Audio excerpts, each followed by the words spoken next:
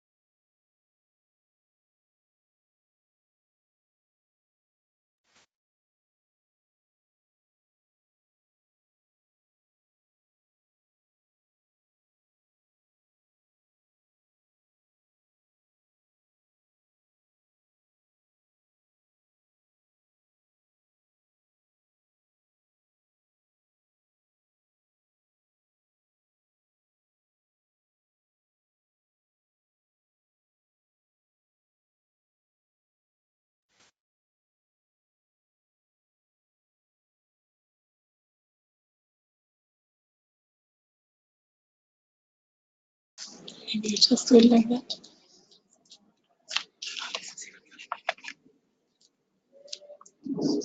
This process.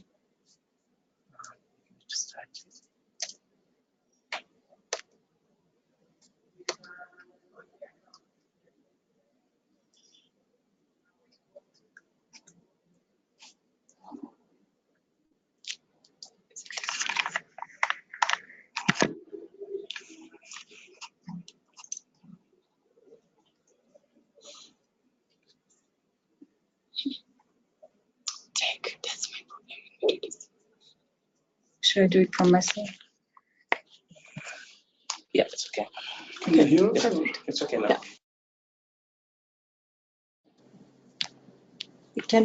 Can we show like two slides like that, or make a bigger one? It's okay.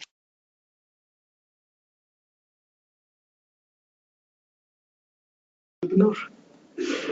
Yeah, just try. Can I? They know it. Just a sec.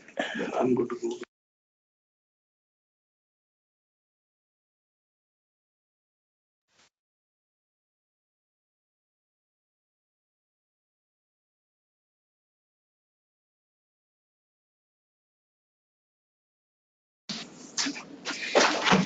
Our apologies for the delay. We faced some struggles to show the right screen, but it seems to be functional now. And I would like to hand over to Dr. Shritu Shrestha. Hello, everyone. Sorry from my side too. So I'm going to present low carbon urban mobility in actions, which is a part of Urban Pathways webinar series. So I'm Shritu Shrestha, as Steffi already introduced.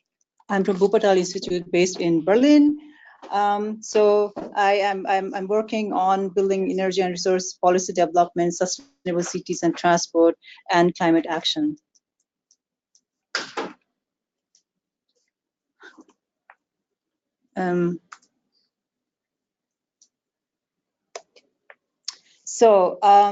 This is an overview of my presentation. I'm going to talk briefly on urban mobility trends and drivers, the new urban agenda and urban mobility, low carbon mobility solutions or examples from different parts of the world, highlight in action in Urban Pathways project.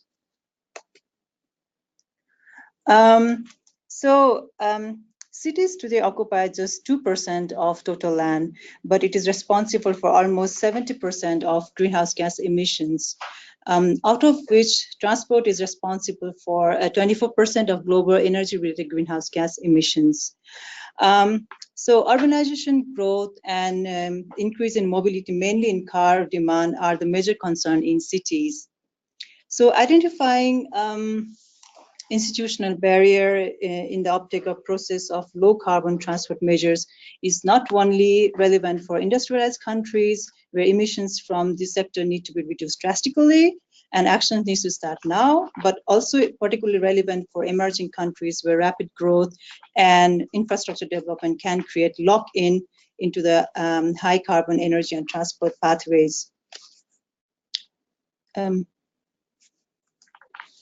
So setting the transport sector on low carbon development pathways is essential for global climate change mitigation efforts. So to contribute below 2-degree target, developed countries will have to rapidly decarbonize the transport sector over the coming decades, reducing 80% by 2050, and developing and emerging countries will have to curb growth 70% by 2050, which requires a substantial policy action.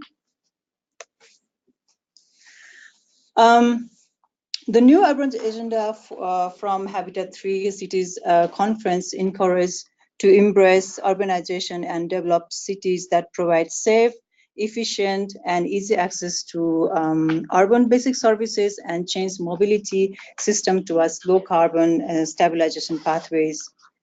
The low carbon stabilization pathways provide many co-benefits, such as fuel cost savings up to $10 trillion US by 2050, reduce vehicle purchase and needed infrastructure Yeah, so also provide indirect benefits of improved safety, air quality.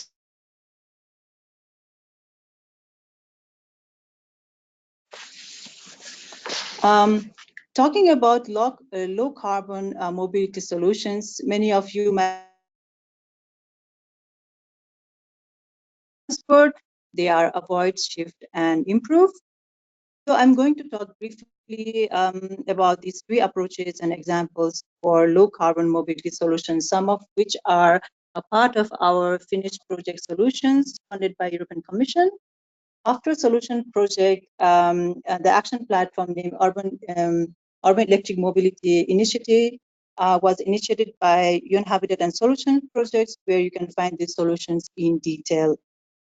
So going to the first approach, avoid. So avoiding vehicle travel by reduced trip distances, for example, by developing compact cities and mixed use of city development that can easily accessible by non-motorized transport. It has economic implication due to reduced congestion. Also, it provides improved access and mobility and also health benefits. Other benefits are reduced land consumption and energy use, and equitable access and so forth. So, for example, road users charging in London produce 25% of CO2, and funds collected through London's congestion charges can be reinvented, for example, for public transport.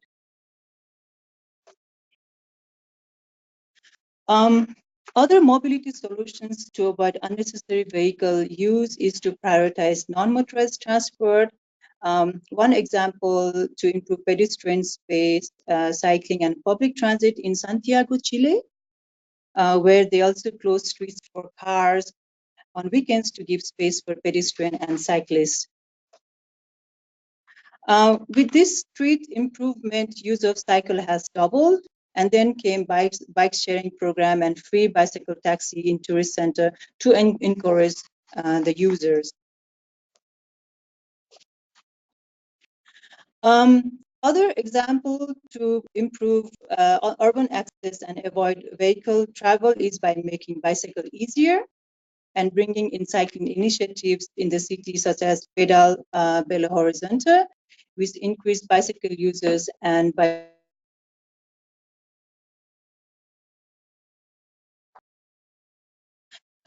a good pedestrian infrastructure is also necessary to avoid vehicle use that improves safety and comfort, as well as that reduce the traffic speed and accidents.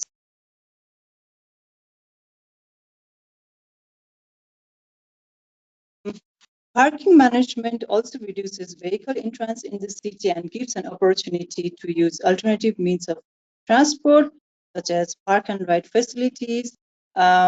The example in Barcelona for parking management, where you can see the picture on the bottom left, with blue and green zones allows limited parking time and differentiate residents and non-residents for parking spaces or parking services.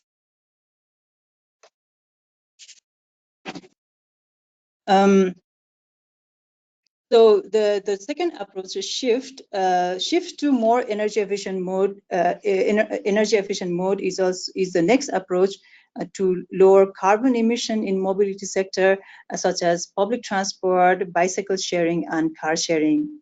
It has energy efficient potential of up to 30%. Economically, it provides it improves productivity due to reduced urban congestion and travel time across all modes.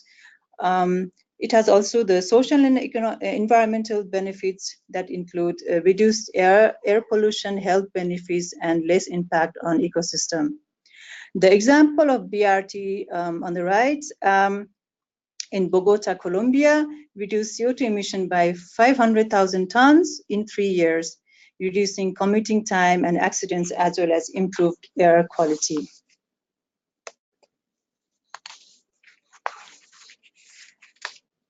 The third, another example is another example to shift to energy efficient mode is DART, the Dar es Salaam bus rapid transit in Tanzania. So DART has significantly reduced travel time from 2 to 4 hours trip to 45 minutes, and also it has a disability access and has easy fare payment systems with a smart card.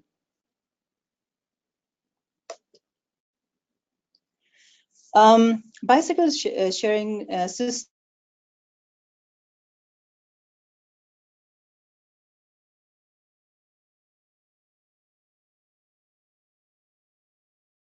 and real-time monitoring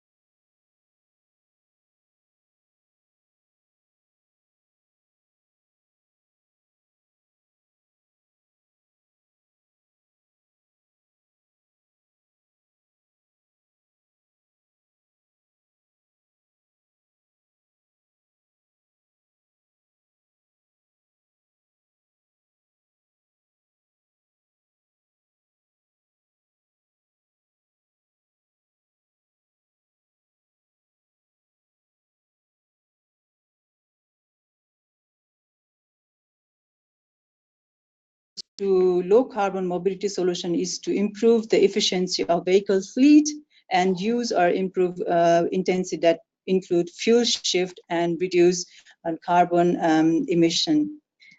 It improves energy security, health, and reduce air pollution.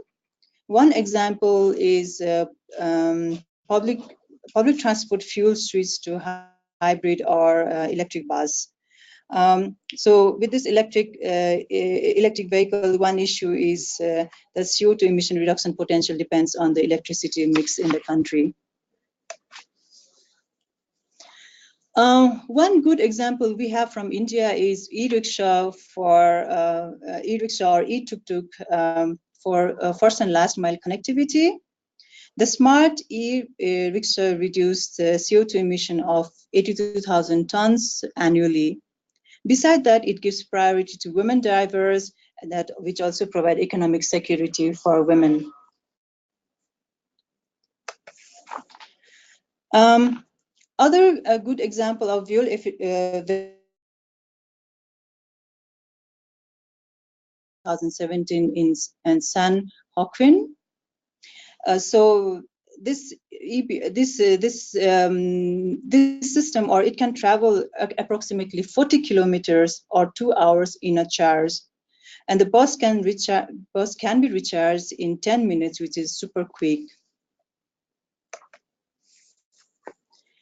Other example is light rail, which has higher capacity than BRT, zero emissions during operation, and lower noise, but its infrastructure cost is considerably higher than BRT. So implementing these low carbon mobility solution in a city require both technical and financial cooperation, with supporting policies, which include stakeholder dialogue, coalition building, and potential synergies identification, as well as look for wider benefits, including economic, social, and environment. Support for complementary measures, and identify linkage between policy and infrastructure.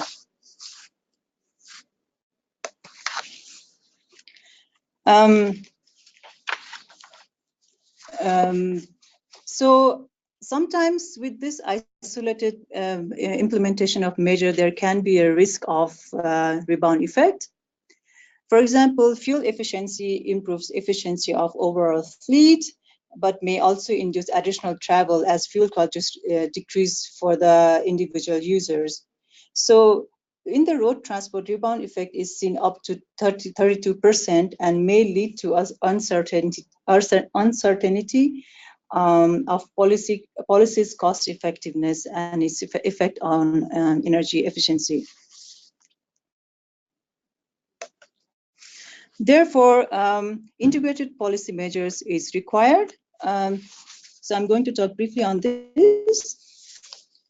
So therefore, integrated integrated policy or policy integration include a combination of qualitative improvements to alternative modes like walking, cycling, and public transit services, incentive to discourage carbon intensive modes such as fuel pricing, vehicle fuel efficiency regulation, and taxation, and integrated transport and land use planning, which create more compact, mixed, and better connected communities with less need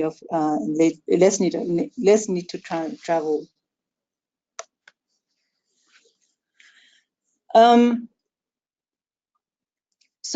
Integrated policy measures need political support.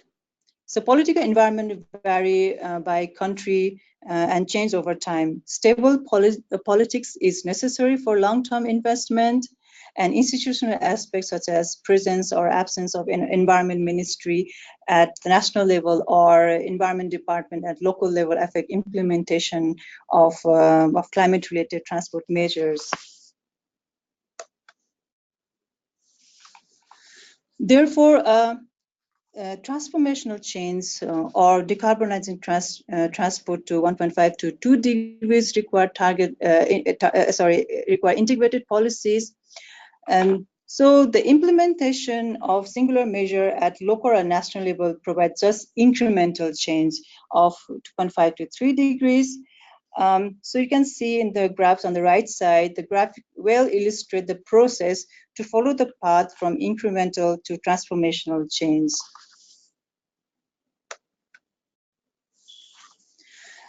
So now I'm going to briefly introduce you about our ongoing Urban Pathways project supported by International Climate Initiative of Germany. So it supports low carbon plans for urban basic services, including transport, but also as well as energy and waste management. Our pilot countries are India, Vietnam, Kenya, and Brazil. And we are also working on 20 replication cities in the region. The project has 4 pillars, as you can see on the right side, like inform, inspire, initiate, and implement. So within this project, the mobility activities that we are working on include capacity building, technical and political assessment of mobility at country or city level, city partnership, and good practice concept. So I'm going to brief you shortly in the following slides, our activities.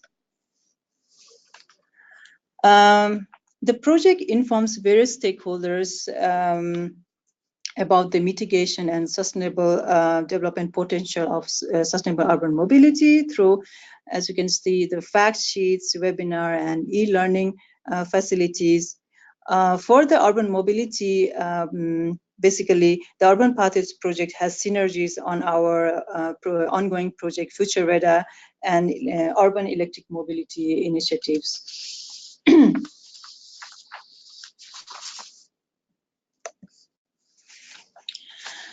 And the project also inspires stakeholders through various capacity building and change maker program, and also facilitate city-to-city partnership. As you can see, some of our capacity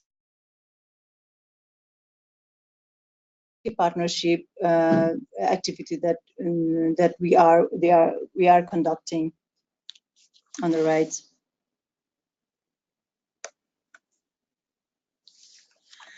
Through the project, we also initiate mobility action in partner cities or countries by policy environment study, project scoping in close cooperation with cities, considering the challenges and need, and also provide funding solutions options for the project.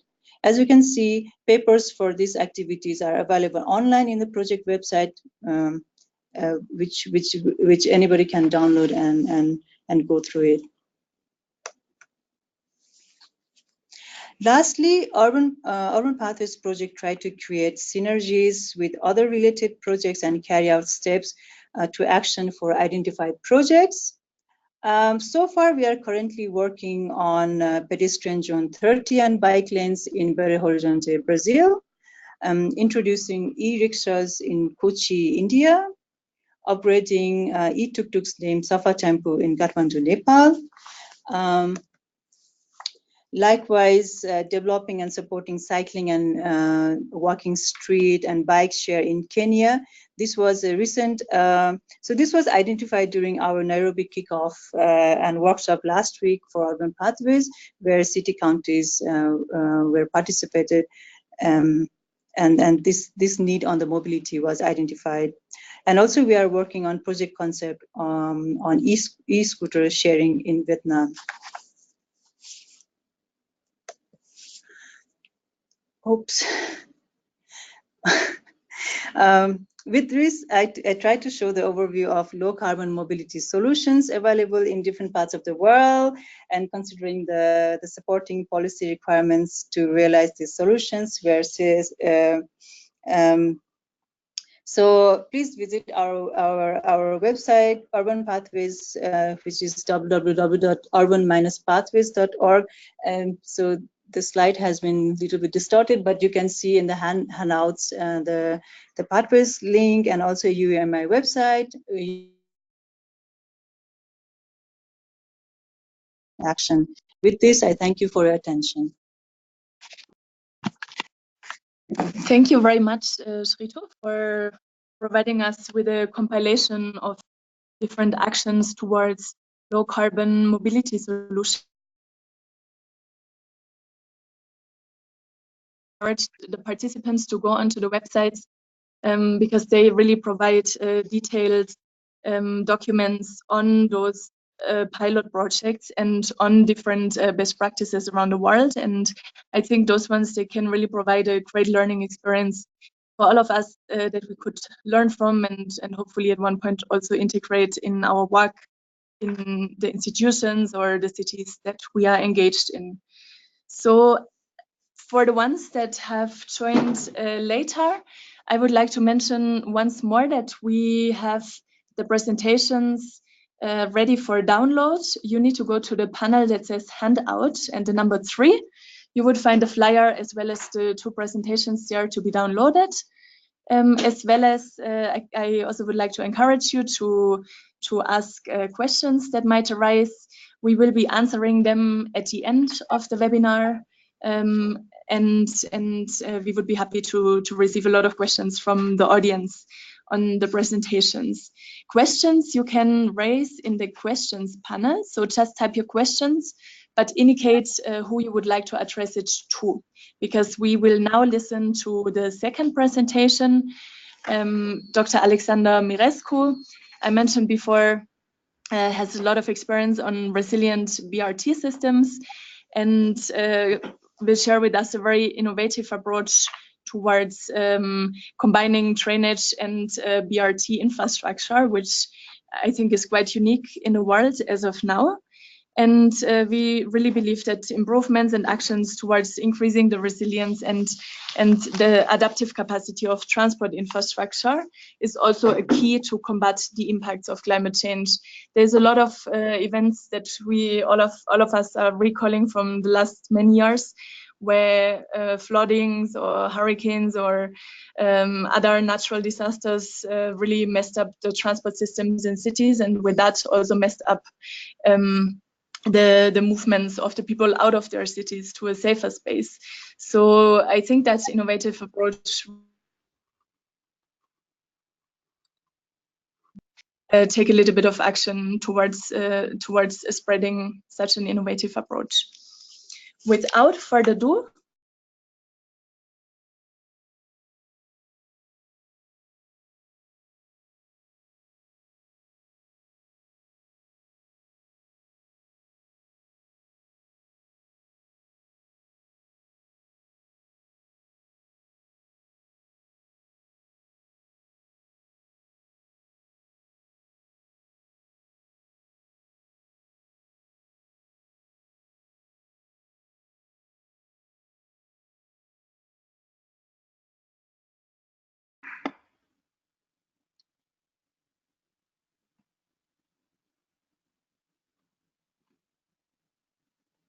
Hello, Steffi. I think you were just about to introduce me. I'm just trying to open up my handout.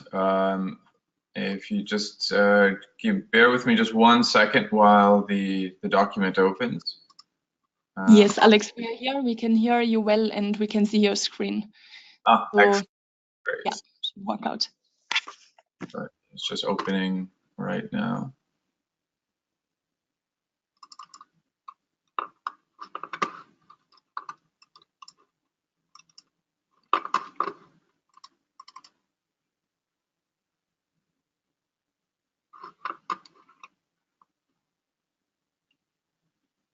Here we go.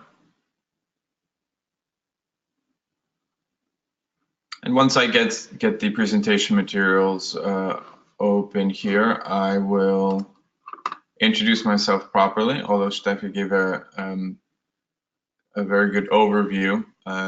Just 1 quick second. Let me see. I think I will just, instead of opening it from the GoTo website, I'll open it from my computer. It's the same document. Here we go.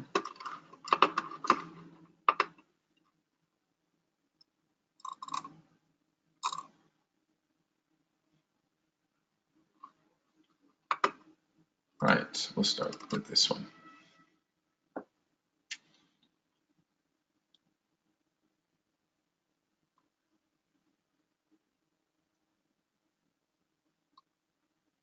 Yes, sir. Can everyone, it should be opening right now. Can everyone see my screen?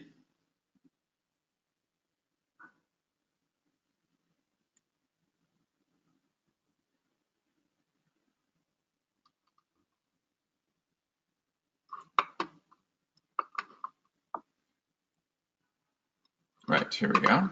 Okay. Perfect, we can see it. Excellent. So let me make it larger. Here we go.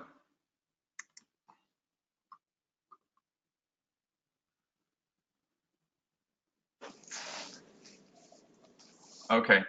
Everyone can see the first slide here, the introductory slide?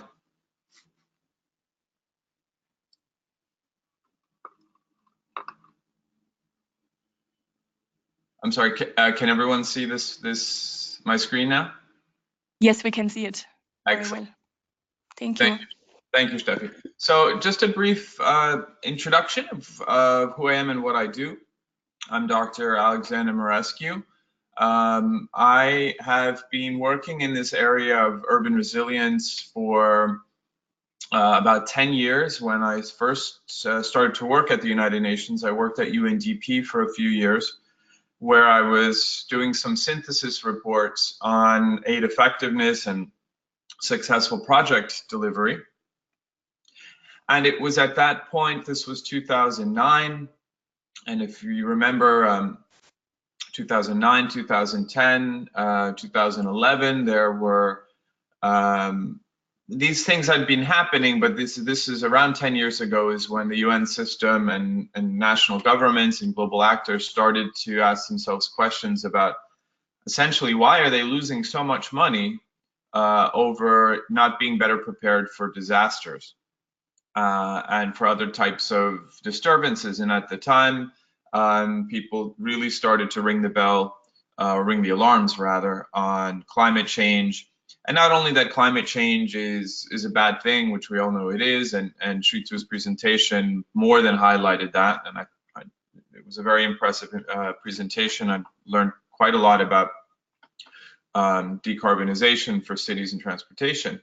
But the other thing is we started to see that it was climate change costs money, it is bad business, and is really disrupting lives in terms of transportation, economics, socioeconomic, cultural activities. And after working at the UN, I went into academia. I have a PhD in political science, and I lectured on comparative politics and global development strategies. And over that 6-year period, I started to research and publish more and more on questions of development strategies and resilient practice and what we call disaster risk reduction, DRR. And it was at that time that I was selected by the Special Representative to the Secretary General to be a promoter for the United Nations Making Cities Resilient campaign.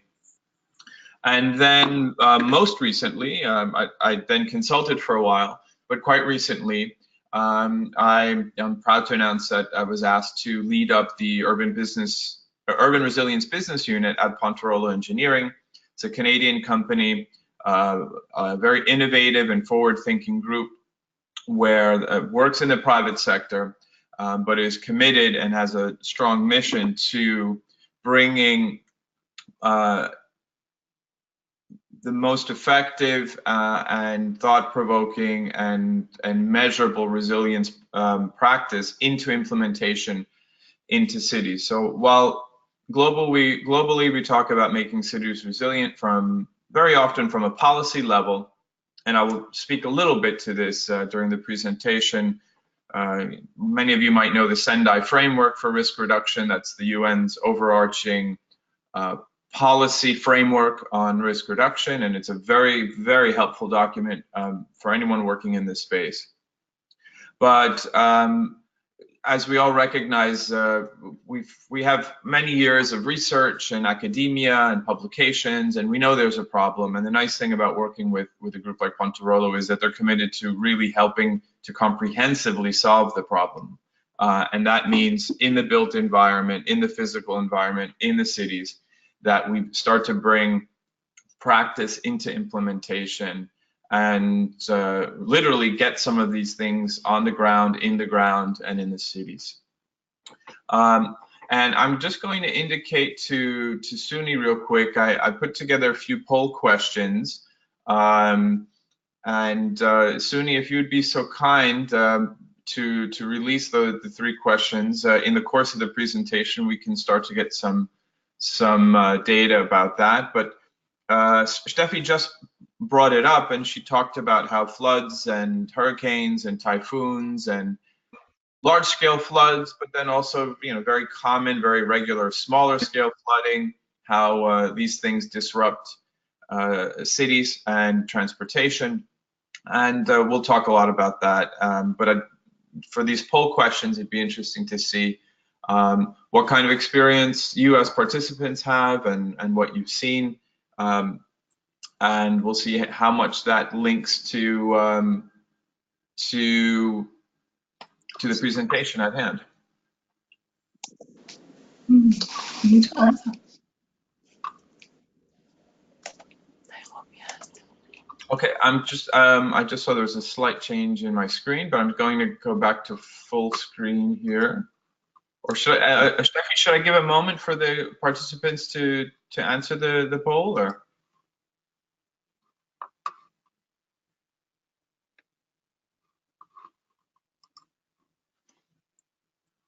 I'll go into the presentation then. So, first things first. Whoops. There we go.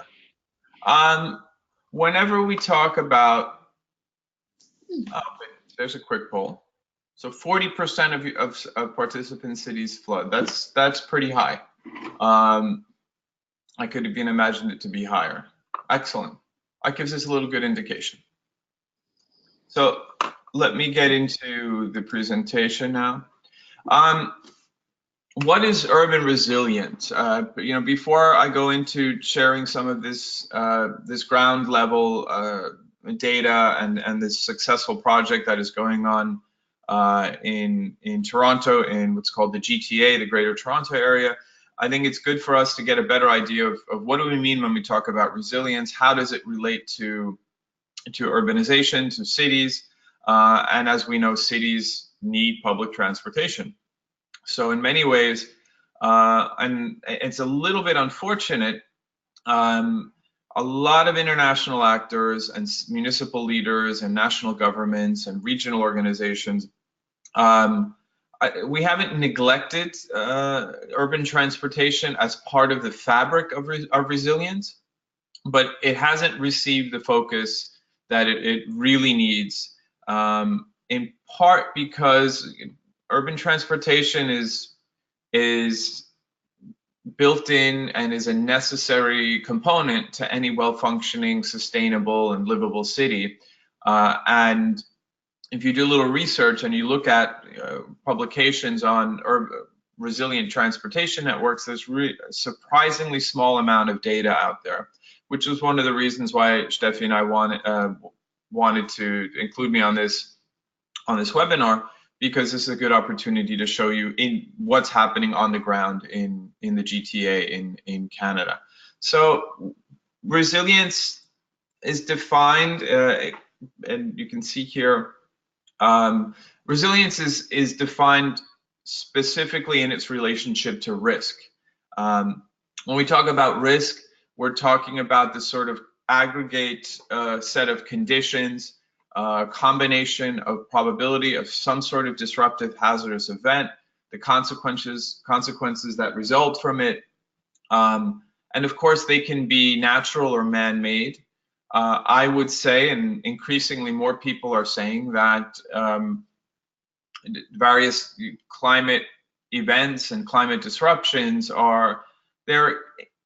they are natural in their genesis, but it is actually, the hazard is natural. It is the disaster that is increasingly man-made. So in a city that historically, was not that big and had a lot of green spaces, or didn't have as many residents, had, say, 40, 50 years ago, and a water infrastructure or municipal drainage that worked quite well, if it rained, they would not probably have many issues. But, move the clock 10, 20, 30, 40, 50 years forward, greater urbanization, more people, more economic concentration, and that same rain hazard, that same hydrological hazard, actually will create some sort of disruption or even a disaster.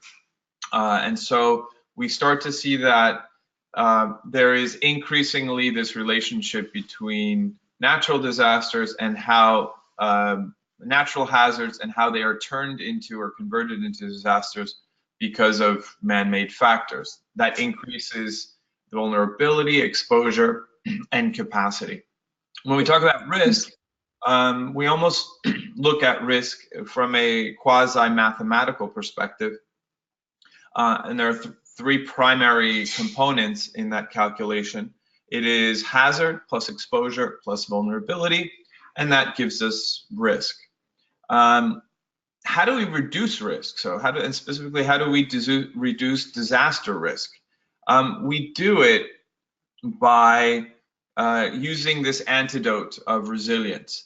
And you might hear me in the course of the presentation refer to cities as maybe having an illness or requiring a medication or some sort of therapy. Well, from that quasi-medical perspective, resilience is kind of like a therapy for cities. It can be a medication for cities. And what is it essentially? A lot of people talk about it.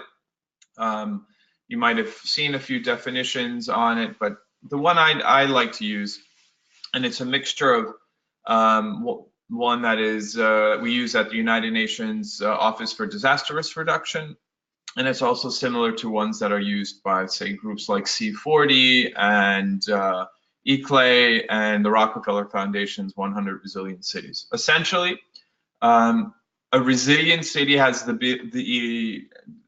ability to resist, absorb, and recover from the effects of a hazard or a disruption, and to do it in a way in which it evolves.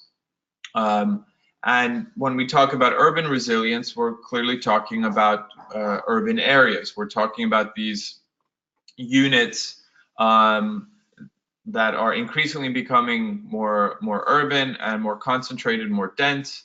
And we realize that many cities still don't have the ability to resist a certain hazard.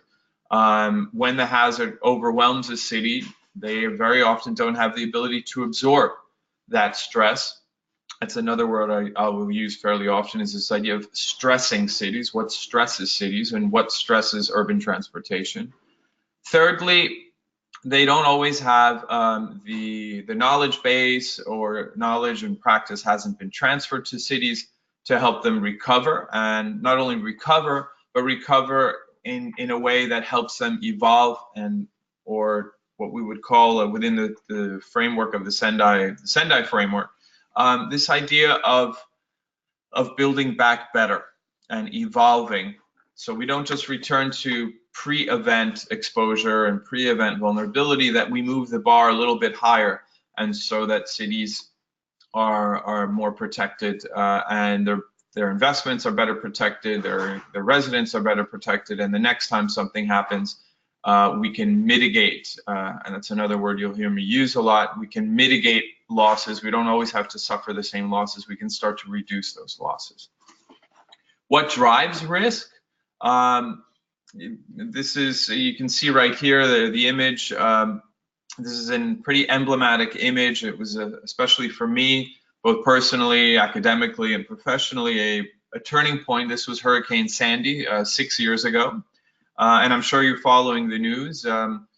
It's Thursday morning on the East Coast here in the US, and about half of the East Coast, the southern half of the East Coast, I believe there are 5 states now that are under a mandatory state of emergency because a very large hurricane is bearing down on Maryland, Virginia, North and South Carolina, and Georgia, Hurricane Florence.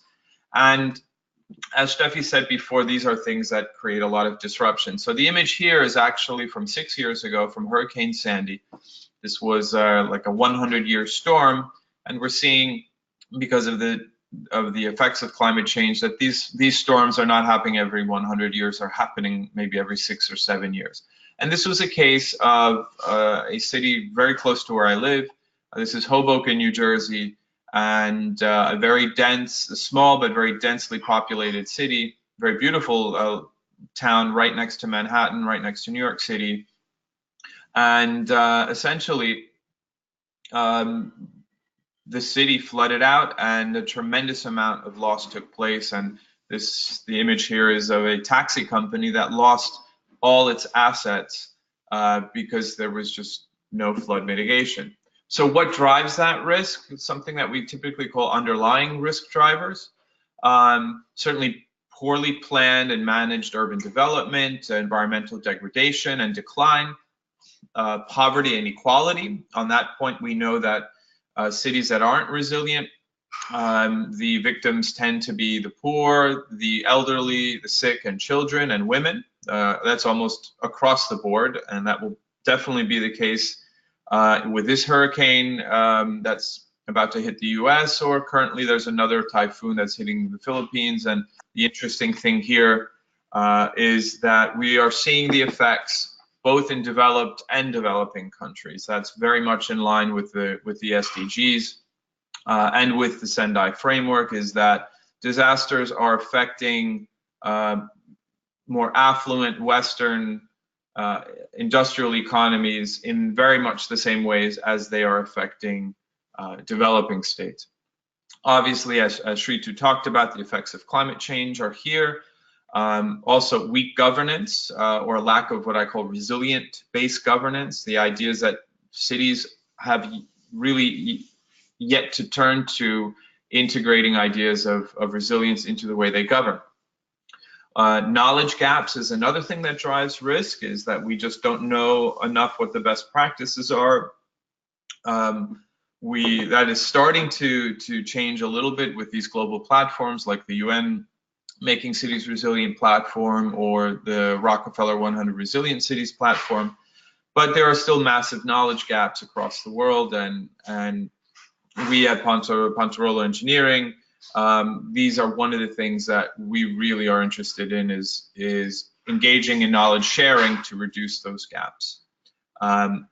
Finally, exclusion of key sectors. And for the longest time, we looked at resilience as a policy thing or as a socioeconomic phenomenon, and that is all true. But there has been a tendency to exclude very key stakeholders, in many ways, stakeholders that drive risk rather than reduce risk. So real estate developers are a huge risk driver, and I think that slowly will start to turn as they realize that climate change is going to affect their business models. It's going to affect the way that they sell houses or rent houses, where they build, how much disruption they have in their construction processes.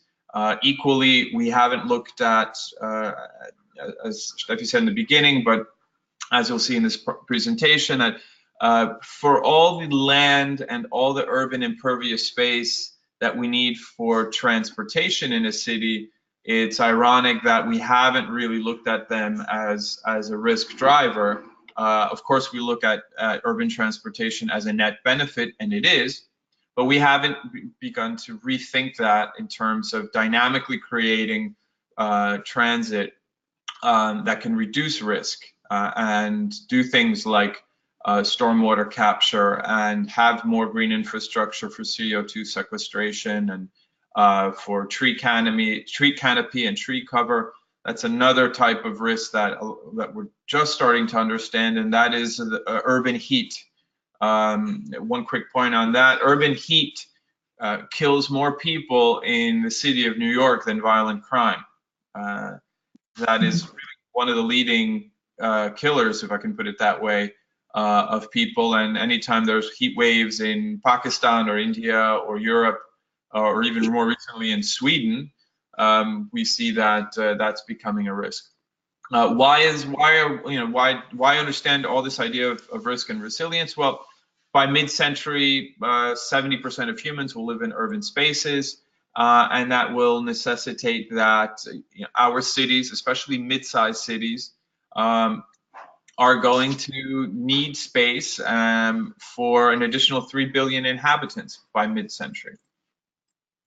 Climate change and disaster loss. This is a big area, and this should give us a little bit of the parameters on what we talk about and why resilience is necessary for cities. Aon Benfield is an insurance research company, and they put out their annual report for 2017. We'll see how all these storms today in the Pacific and then Southwest Pacific, and now in the US, and certainly the wildfires in Sweden and all throughout the world. We'll see what 28 comes up with, 2018. But 2017 was the costliest year for weather disasters. There was over $353 billion in total economic loss globally, of which only 134 were insured losses. That is less than 1/3. So we're talking about well over $200 billion in uninsured loss. It's quite staggering. And the interesting thing about cities and the cities that I've worked in Latin America, North America, North Africa, parts of Central Asia, is more than 80% of cities have some sort of hydrological risk. Cities are at war with water, simply put. Cities have an issue, they're in conflict with water. Some of them haven't realized that they're in conflict with water. But when you look at the typhoons or hurricanes or coastal and riverine flooding, cities in some cases can be affected by all of these, and both during longer rain periods, like in parts of Central and Latin America, Mexico, but also South Asia, Africa. This is really one of the greatest challenges for the future, is how are cities going to behave with water? And that is something that we've been working on in Toronto. And I'll talk about the Greater Toronto Area in a moment. We are working to convert that and change that behavior and make cities more adapted to water. To give you an idea, when we talk about loss, there are ways of looking at disaster loss. There are obviously direct physical losses and economic losses that are quantifiable, that we can monetize these losses. And there are some losses that are a little more difficult to quantify or put a dollar value on. And then, if you look at the right side of this axis here, when we talk about urban transportation and trying to create more resilient transportation networks, clearly we're talking about this right side of the equation. So definitely property damage. I mean, bus lines being disrupted, stations being destroyed, actual buses or light rail stations or metros or bike sharing, a little less on bike sharing, but all these larger capital investments for transportation suffer a tremendous amount of direct loss, meaning, like in that image before with the taxis or the opening of the presentation, the slide showed many buses during Hurricane Sandy in New York that were lost, that no one thought to move these very expensive assets to higher ground. No one thought to integrate better flood management into their depots and the stations. And so there was literally billions of dollars in direct property damage. And this is something at Ponterola that we think that we're very convinced that we can start to reduce those losses. Then when we look at the quantifiable but somewhat indirect loss, then we're talking about business interruption.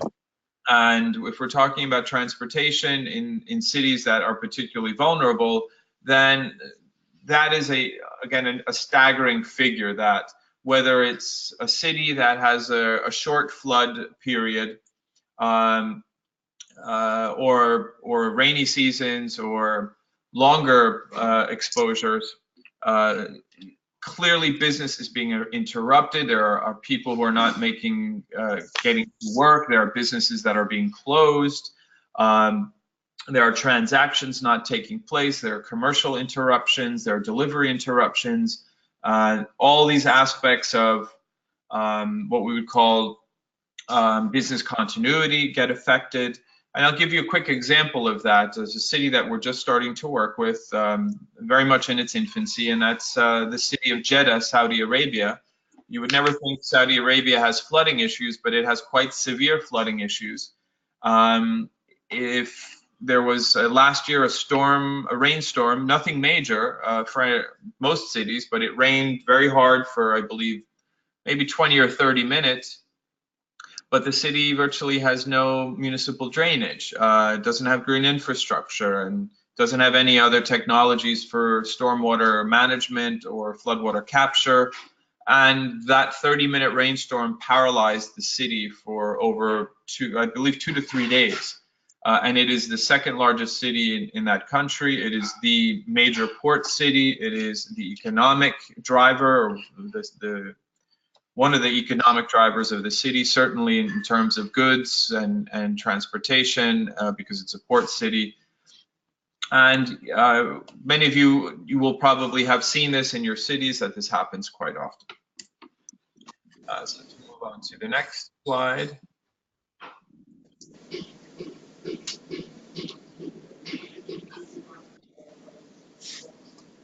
Right, here we go.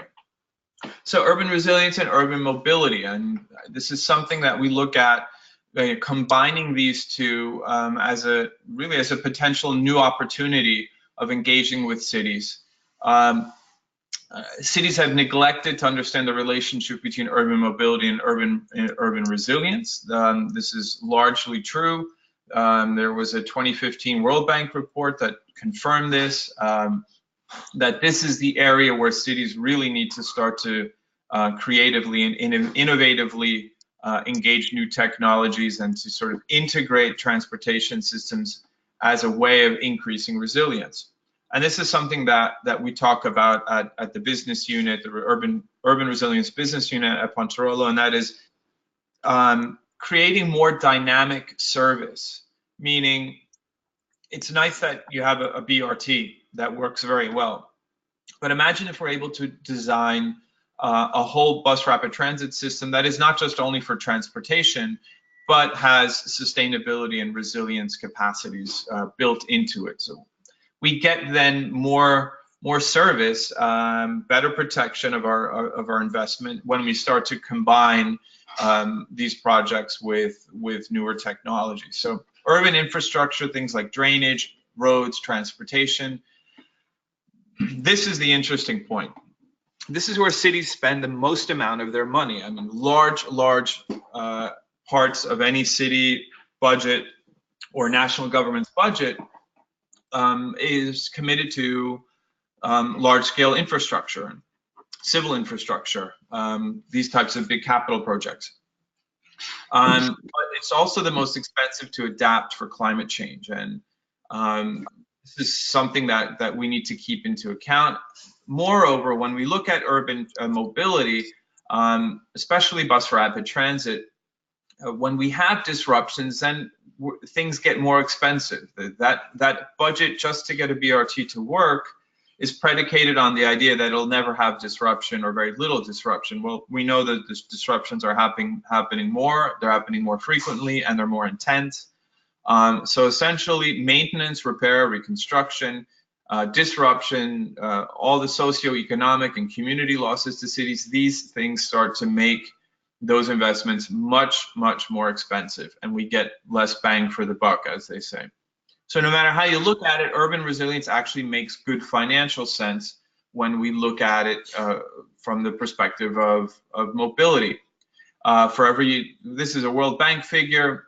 It fluctuates a little bit, but essentially for every $1 invested in resilience and risk reduction, that corresponds approximately to around $7 US in response, reconstruction, and recovery.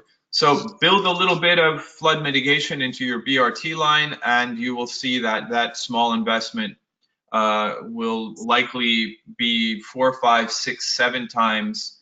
It will pay off 4, 5, 6, 7 times or more on that original investment. So the return on investment, the ROI, is very high. So when we look at making cities more resilient through resiliently designed transportation, I come back to that 2015 World Bank report, Moving Toward Climate Resilient Transport. I suggest you read it because it's one of the only reports I think that the World Bank did on climate resilient transportation. And it's kind of a bit of the gold standard at the moment. We need to do a lot more research on this. But the line here from the report is countries are investing massively in transportation infrastructure, and such spending is likely to rise to meet aspirations from greater mobility and greater connectivity. And I would also add for greater urbanization. Cities are growing rapidly. Growing climate risks will impact the entire transport value chain. These risks raise the question of whether and by how much new or existing they raise the question of whether and how much new or existing transport infrastructure can be resilient. This question of the value chain of transportation, this is really where resilience is going to pay off, in that when we resiliently design these things with newer technologies, and Pontarolo has some very unique ones that we're going to look at in just a brief moment, this is where we get into this into the monetary side, and that value chains will be extended. The life cycle of transportation can be extended when we start to protect these very large investments from climate stress, and especially from hydrological stress. So now to give you some ideas directly, some visual material, and I'll walk you through some of these projects that Pontarolo has been doing over the last few years in Canada.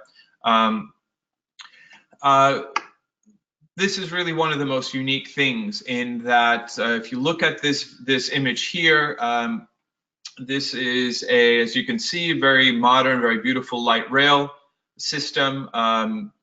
I'll be talking about BRT, but of course, we're talking generally about sustainable urban mobility, and we all know that we have to think in multimodal ways. So in this presentation, looking at this case, I believe this is from Waterloo. Yes, this is from Waterloo, it's a municipality within the Greater Toronto Area. And they made the very innovative and creative idea this is one of their main streets, which you can see, they blocked off a lot. There's virtually no car traffic. There's just a light rail that runs up this main thoroughfare. It's largely pedestrian. with this this light rail train service. Now, the interesting thing is if you look on the right side of the image, you would never know that that side of, about around a third of that street is yes, it's a beautiful pedestrian thoroughfare. Yes, you can see that there are all shops and restaurants there, and it looks like a very attractive place to have a walk or to engage in some shopping. You can see that it's an economic zone, but you would never know just on the face of it that that is a extremely innovative flood capture area. And this is what happens here. So this is so different sections here of the Waterloo light rail line. And before we got to that image right there, this is what it looked like before. This is some of the technology that Pontarolo, with their partner company, Cupolex Technology, what they integrated here in underground, so this is subterranean technology, is that under what we call the right-of-way spaces, the sidewalks, the tree spaces, under all of that is a tremendous capacity to capture stormwater and move it away from right here from the critical infrastructure. So here you can see that this is the light rail line, and just on the other side is on this walk space, on this right of way, you can this is where the Cupolex and Pontarolo installed what are called soil cells that have a tremendous amount of subterranean stormwater capture. They can not only capture stormwater, what we call pluvial water, so surface water. It's not only captured, it's not only moved away from critical infrastructure, it's captured, it's integrated into, and you can see here, a nice line of a tree canopy that water can be captured and maintained to irrigate trees and green spaces, and even below this for slow release into the aquifer using different types of sands and stones and for infiltration, that water actually can be filtered and cleaned up a little bit before it goes either into municipal drainage or back into the aquifer. So here's a bit more of the progress of that project. You can see here on the left-hand side, these soil cells, what they do is they create this sort of boxed off area where a tremendous amount of soil is placed in. There are ways of making sure that pipes and other things are protected. This is this arch-based system that they put on top of these frames here, tops of these tubes, that creates what's called a void space below. The void space can be used for root growth. It can also be used to capture more stormwater. And on top of that, what happens is then we just pour concrete over the top, and effectively we create these extremely strong, how to put it, these very, very robust spaces upon which tremendous amounts of weight and load can be carried. I mean, if you've ever seen the aqueducts by the Roman aqueducts, the Romans were using arch-based technology, 2,000 years ago or more. This is very similar to that, in that instead of using a tremendous amount of concrete, you essentially use less concrete, but you get a tremendous amount of support. And so what it is it's not these little pieces that are creating the flood capture, it's the form of the concrete that creates that. To give you another idea of, and so just to finalize, that light rail system was in Waterloo, and Waterloo, Canada has flooding issues. They have flash floods, they have riverine floods, they have aging infrastructure, and that light rail investment is now made a little bit more protected because on segments of the line, they have this flood capture. So we can move that risk away from critical infrastructure and underground and filter the water and use it for irrigation and start to close off a little bit the hydro cycle. Now, talking about bus rapid transit, if anyone has the opportunity to go to Toronto, it's a fascinating city. It has multiple BRT lines, one of which is called the Viva line. Viva is the network. I believe there are 7 or 8 lines across the northern sections of Toronto, and in many ways these are feeder lines into an expanding metro system. Toronto generally is a great example of looking at multimodal connectivity, how you connect buses, BRTs, light rail, and metro systems, and it's really quite impressive, in part because the city is expanding very rapidly. It reminded me of a greener and of course colder Los Angeles or Mexico City, cities that are growing outward and quite rapidly. In Toronto, they have recognized that bus rapid transit systems, because they have a tremendous amount of space in the greater Toronto area, that this is one of the best ways to move a lot of people very quickly. And this is on this image right here is from one of the towns, I believe it is from Vaughan, just north of Toronto suburb. And here you can see very large bus rapid transit stations. Look, tremendous amounts of concrete, tremendous amount of right-of-way, and then the dedicated bus lines here. And what we're trying to do at Pontarolo is support cities in not only, of course, adapting to bus rapid transit, but look at all this space here that could be used in a more dynamic way. By using the Cupolex technology that is used under highways in Canada and airports, it's the ability for it to hold things as heavy as buses and planes and trucks is proven for over 15 years. Imagine if we were to look at this station area here and say, you know what, look at all that concrete.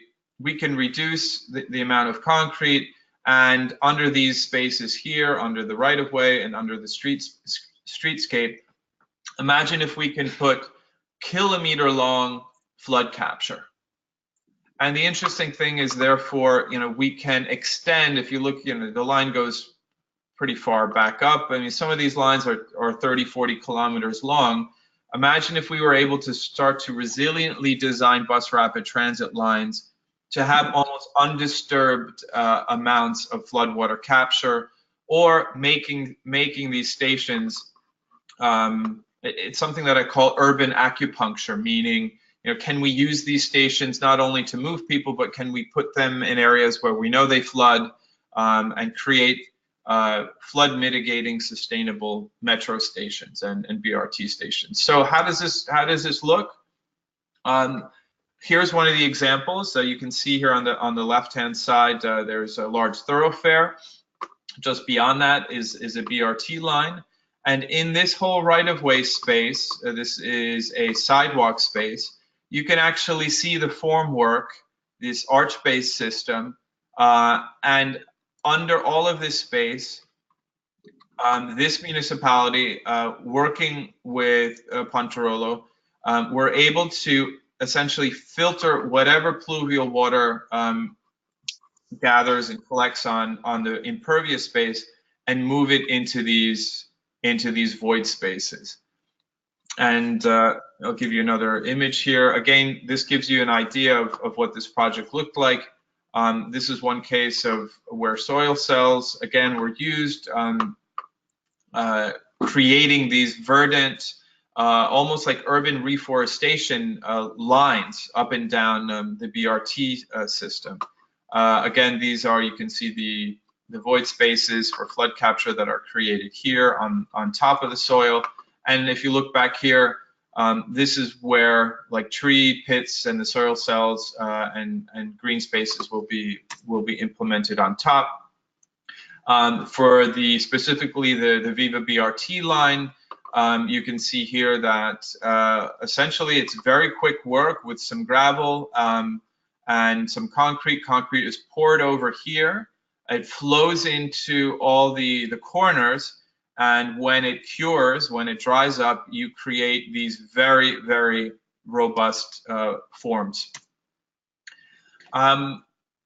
And so what I'll do is I'll conclude this on this. I have some other information if anyone is interested to see more technical design from the technologies that we use. But to conclude, you know, if you look at this image, this is daily life in China.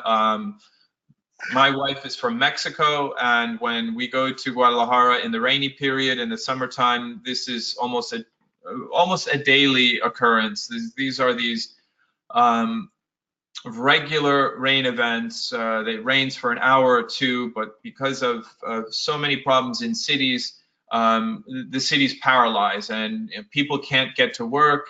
And if you look here, this is not the optimal way of moving people. And what we're doing at the Urban Resilience business unit at Pontarolo is just to start us to get to think on this on this idea. Imagine how people would move if 80 or 90% less water were there, or if there were transit lines that just didn't flood, or they flooded so infrequently and at such less amounts of disruption and stress. What would that mean for a city, and what would it mean that for municipal budgets, and what would it mean for you know, for reducing poverty, and what would it mean for increasing sustainability and CO2 capture if we had greener, more resilient metro stations, BRT stations, and actual bus lines in the physical environment. So I'll end on that, and I look forward to any questions from the attendees. Thank you.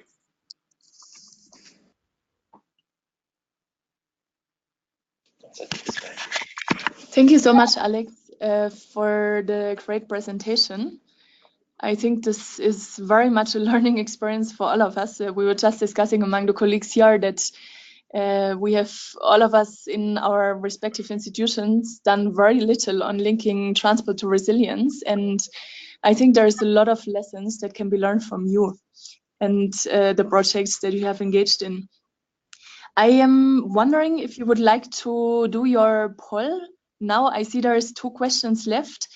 Okay. I was informed that if you do the poll, there the presentation and the speaking cannot happen while, but we could get the poll questions up for people to respond and then talk about them afterwards. I think it would be interesting to see what challenges are the participants facing. So I see one question on. I'm not sure if you can still hear me, but we would like to ask, how often do you experience climate disruptions in your transportation system? And please select. This is mine.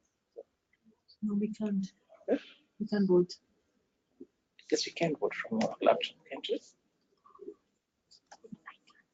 You can't? I mean, if I can add just one quick point, Steffi, to the poll question. It's more not a point, but it's a bit of sharing local experience here in New York. As I mentioned, Hurricane Sandy was devastating to New York and New Jersey, the Northeast. Over $100 billion were lost over not only the course of the storm, but years later. I mean, 6 years on. The New York Transit, the MTA, the New York Transit Authority, the Metro Transit Authority, rather, they had to close one of the most important tubes, like metro lines that connects Brooklyn to Manhattan. It's called the L line, and it goes from the west side of Manhattan to the very edge of Brooklyn. It is an extremely important access of moving people, especially from working class and poor neighborhoods to jobs in the city. And that line will be closed now for at least 16 to 18 months because of upgrades to necessary upgrades to the switching technology and lighting systems and electronics and all the rest of it. And that is all a consequence of Hurricane Sandy. So I see the results coming in. How often do you experience climate disruptions in your transportation system? 40% say normal, neutral amount of disruption, 60% say often. I'm not surprised to hear that. That is in line with all the global statistics. And it is really the mission of Pontarolo and the business unit is to get this data and to see how we can look at this and say, you know, can we start to reduce those types of disruptions? And that actually should say, is part of your BRT line vulnerable to flood or stormwater events? Not floor, but that's fine.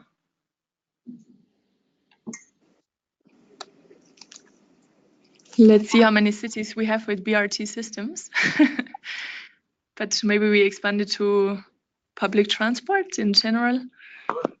But even if your city, and Steffi and I have been talking about this, I had the honor in April to work with Steffi and dozens of other participants in the Academy for Sustainable Urban Mobility.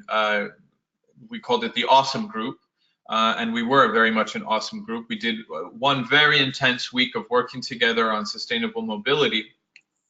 And I had the opportunity to meet a really fantastic guy from Mexico, from a mid-sized city called Aguascalientes in central Mexico. And they don't have a BRT line yet, but they are putting it together. They've invested, I don't know, something like $45 million. In a city of 1 million, that's quite a lot of money, especially in Mexico.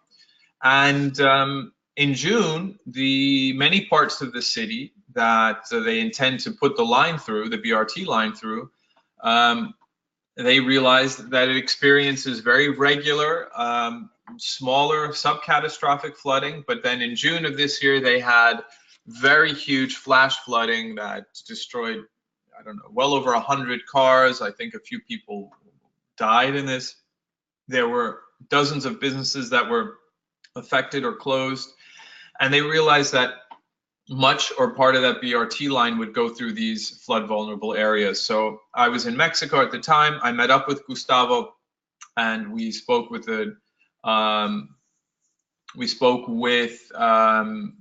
local officials, and we are in talks now to help them design a BRT line that is not only resilient to this type of stress, but creates this benefit for the city. If the BRT line is resilient, if the BRT line and its stations have a tremendous amount of stormwater capture, then that not only helps the transportation aspect, but has wider benefit for the city. If there are local businesses around these BRT lines, they're going to benefit from being less disrupted by floods.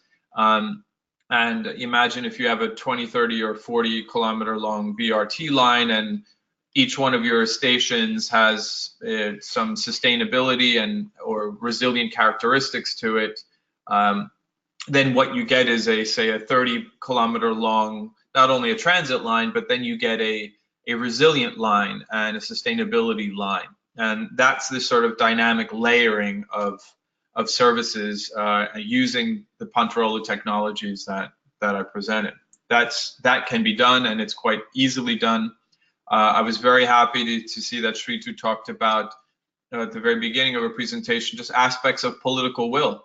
I think that's one of the greatest risk drivers, is not having local leadership that realizes these things are problematic. But they can be resolved, and that's what we do. Super, thank you very much, Alex. I see there's a question to Sritu, but I would like to ask one question to you before we switch again to the mitigation topic. Sure. You have mentioned that if $1 is invested in resilience, that stands in comparison to up to $7 in form of response and recovery that might need to be spent if the system wasn't resilient. So, I mean, you have made very clearly that there is a big financial incentive to invest in resilient infrastructure. However, the question that I would like to ask is, how do you get governments to invest in something that might have not occurred yet, or that might be a big initial cost at the point of investment? And I'm sure you have a lot of experience from the cities that you have worked in. Yeah, that's always the big question of budgeting. You know, clearly it can be a little more difficult to tell a municipal official or a municipal engineer to say, look, in 5 years you're going to have something like, you know, 5 major disruptions and, you know, 12 medium level disruptions. So let me help you look into the future so you can save money. That can be a difficult thing to do when you're speaking about budgets and saving money. When we speak with municipalities and urban planners and their architects, you know, the interesting thing about this technology is it is actually upfront saving, and it is what we like front end and back end saving. It is upfront saving, meaning, you know, if you're creating void spaces where you can capture tremendous amounts of water, and you saw those little pieces there, like it's almost like playing with Legos. You can connect these things together and you create these void spaces. You can create the soil cells. I mean, to give you an idea how deep the void spaces go, we have tubes that are 2 meters high, and that can go on for as long as you want. I mean, creating these huge dry chambers under highways and bus lines and sidewalks and plazas and wherever. The idea is that on the upfront side, we're saying, look, you know, you're going to spend, let's say, $1 million, just to give you a figure, a general figure. Let's say for this mini project, you need $1 million of concrete for what you want to do. Like, you want to redesign a sidewalk. You will need $1 million for this project. Well, using less concrete means you will have less cost. So the void spaces that we can create save around, I think that the average figure is around 30% in cost. So instead of $1 million for creating a new sidewalk space, it's now only going to cost you $700,000. And aside from that, that's the front end saving. On the back end, then you not only are that $300,000 saving is going to be stretched out over the life cycle of that sidewalk, in that you're making it a more dynamic space. You're going to be able to reduce cost and disruption and certainly reconstruction costs on critical infrastructures. So there are front end costs that we can talk about straight away, like just upfront using less materials will reduce your budget. So that's how this works on the front end. But then there are these longer term savings that we like to talk about. And so whenever a city is budgeting for these sort of things, through our unique innovative technologies, we know that we can save money up front and create a maximum amount of resilience for the longer life cycle. Okay, thanks, Alex. There's one question by Tevodros, who would like to know, how is the investment cost of soil cells as compared to the investment to larger storm water drainage systems? I think you partly answered some issues around the cost, but I think he would like to know more about how the investment cost is compared to an actual drainage system in a city, if there might be none or an inadequate one. Yeah, that's exactly the issue that we're dealing with Jeddah, Saudi Arabia, and you'd be surprised in certain ways that was some of the issues that are coming up here in Metro New York. We're working on some projects in Hoboken, and these are the things that we've resolved or reduced in Toronto. To answer Teodoros's question, there are pre-existing stormwater management systems out there. I mean, the most expensive and the most disruptive for any city clearly is to install huge pipes down the middle of streets. This is happening in front of my building here, like interestingly. And those very large projects are disruptive for local economies, for traffic patterns. They also have pretty high political consequences. Mayors and councilors get a lot of complaints the moment, and even protest. This was a case similarly in Toronto where I forget the name of the municipality, but it was a more affluent municipality. The municipality said, we want to open up a long section of the street. The street will be closed off for 2 months. Well, the idea is we're trying to bring you benefits. So we're putting this big infrastructure system in just for stormwater capture. Well, the thing is how much disruption are you willing to face? And there are essentially two other, aside from the Cupulex technology with Pontarolo, there are two other ways of doing stormwater management in a subterranean way, and that is using prefabricated cisterns or big metal tanks, prefabricated tanks. They are extremely expensive. They are limited in the amount of volume that they can capture. You can't stretch them out for 10 kilometers or 6 kilometers. Cupulex, we can go as long as you really, as long as a BRT line is through this interconnecting quality and technology, that can be done with no failure, no disruption. Prefabricated tanks are good. They play a role, but they play a limited role for limited spaces and people with particularly big budgets. The other technology is using a tube-based system, and this is what, to share an interesting and innovative case from the city of Hoboken, New Jersey, where I've done some resilient work over the last several years post-Sandy. They're building what are called resilient flood parks, where underneath the park spaces, they've included something that looks like a radiator, and they're interlinked tubes. Again, quite expensive.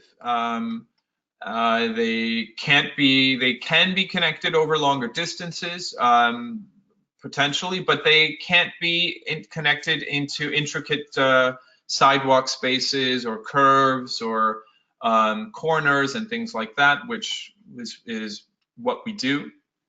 And therefore, you have certainly, it has a role to play, but it is limited in terms of where this can go. And the interesting thing about Cupulex is, these are smaller pieces that interconnect, that are closed off, that create the void spaces, that create the form of concrete that can bear a tremendous amount of load. And they are implementable virtually across under any impervious space, a sidewalk, a street, a station, places that have piping and electrical cables below. We can control for that. We can protect those while still bringing the stormwater management underground, and at the same time above ground having the green infrastructure and using that water, filtering the water and for irrigation purposes. So of course, all these technologies are great. There are one or two other companies that do these prefabricated concrete blocks. The name is not coming to me now, but I know it's another technology. It's out there. Again, very, very good, but only under limited application and very expensive. Finally, it's implementation time. How quickly can you turn around one of these projects? To put down a tube or a prefabricated cistern system takes a tremendous amount of excavation. You need a lot of engineering. You need several weeks to design the tank or design the tubes, then get them into the ground and make sure that everything fits. That takes months to do. And I've seen that the Hoboken Resilient Park took months to get the flood mitigation technology underground. And with Cupolex, because these are, this is the other interesting thing, is these Cupolex forms that you saw are completely, they're made of recyclable plastic. They are therefore sustainable. We're keeping plastic away from the water system. We're using it in the form work. And literally, it takes a few days to connect the systems, put some steel wiring on top. Of course, below you put a little bit of infiltration sand and like a geo pad below. And really, some of these systems are installed within a week. Like, we're working on a sidewalk system here that will have several thousand gallons of stormwater capture here in Jersey City, right next to Manhattan and Hoboken, also very flood vulnerable. And once we get final approval, I think it would probably take about 7 to 10 days maximum to implement the whole of the technology. And that is also where the savings come, is that this can be introduced very quickly, and it's as strong or stronger than anything else, using less concrete. Thank you, Alex. And thanks also for linking the actual cost to the implementation time. I think that's important for many cities around the world. Now, there's one question that I would like to ask Shrito. It was posed by Gladys. She's appreciating Shrito's presentation on how cities can achieve low carbon emissions.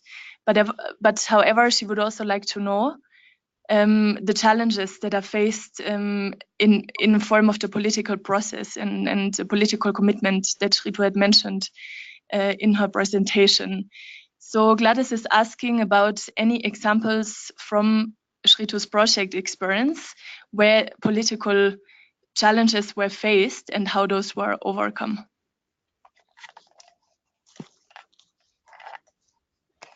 Thank you, Steffi. Political challenges phase is not done. It's not happening in 1 or 2 years. It takes time. But I think for the cities, there should be a political will. If I understood clearly the question. If you have a project example where you faced political challenges in the implementation of the project, and how did you overcome it? Like maybe a government that was limitedly committed or had a knowledge gap, or can be anything. For this, I think we have been working not only in one ministry or one certain city officials. We are working with different officials so that so the risk is minimized through that.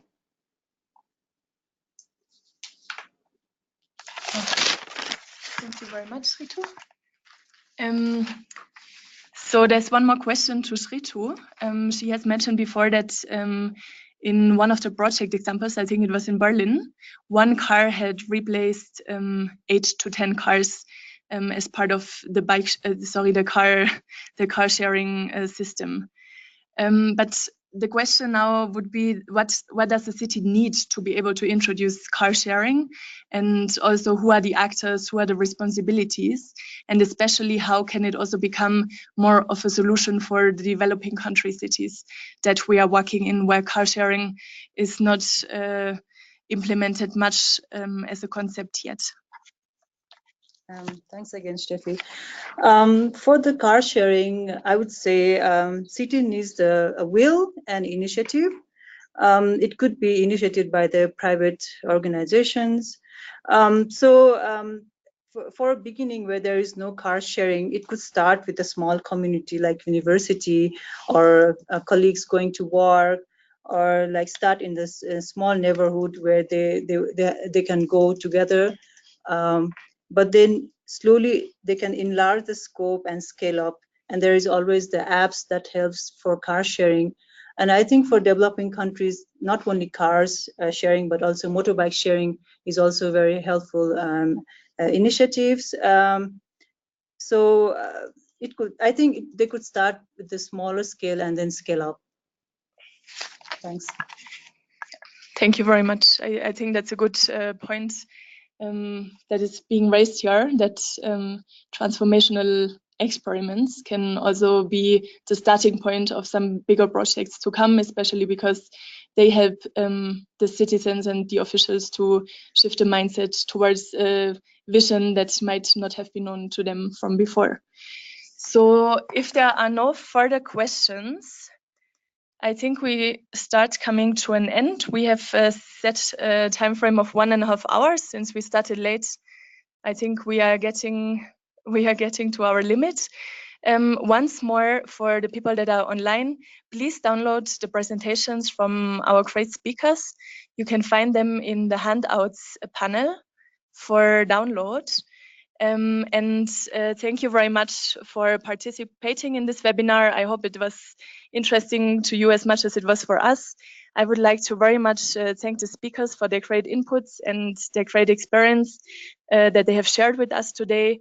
Please go to the links and download the presentations, because you will also find their contact details if you have any further questions to them. And before we finish off, I would like to announce that we have 2 more webinars upcoming. One is on the 18th of October on bus rapid transit system, and especially lessons learned from the Sastran project experience, which supported East African cities in developing BRT implementation corridors and started discussions on BRT. So you're most welcome to join that, 18th of October. And the last one would be on November 6th. Here we are looking at how do you plan a cycling city and how do you build a cycling culture in your city. So you are most welcome to join these other seminars as well. With that, I would like to say goodbye to everyone. Have a good morning, have a good afternoon, a good evening, wherever you are in the world. And we look forward to have you participate in our next webinar as well. Bye-bye. Thank you very much, everyone.